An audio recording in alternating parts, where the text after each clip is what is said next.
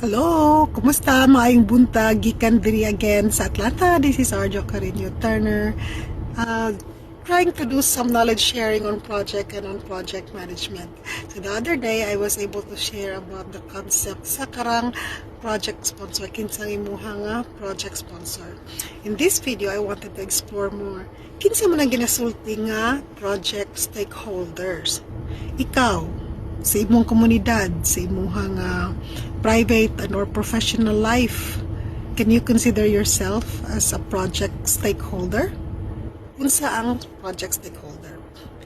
Ang project stakeholder usually refers to people na either directly affected, indirectly affected, positive and or negative sa usa ka project nga ginahimo.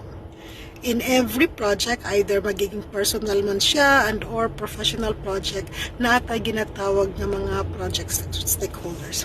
Sa case karon sa flood control project sa Pilipinas, of course, the government, institutions, departments, contractors, suppliers, vendors, community members, project implementers, and everyone nga mogamit sa karang flood control project, or katong mga tao nga dili sila direct na sa community, but the flood control project can either impact their life down the road, down the stream, kasi it does benefit sa ilaha kung nahitabo gid na siya nga project.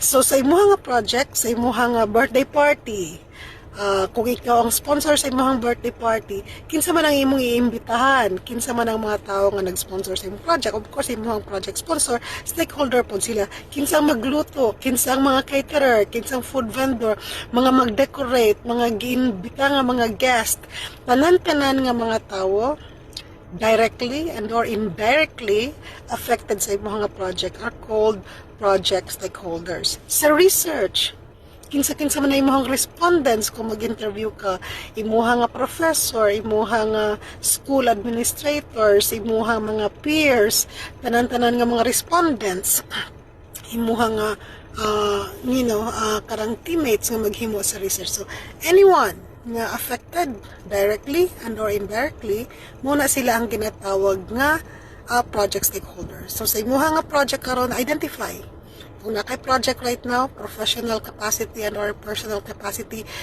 did you identify your project stakeholders? I will talk more about how to identify your project stakeholders in the next video of project and or project management. Bye for now.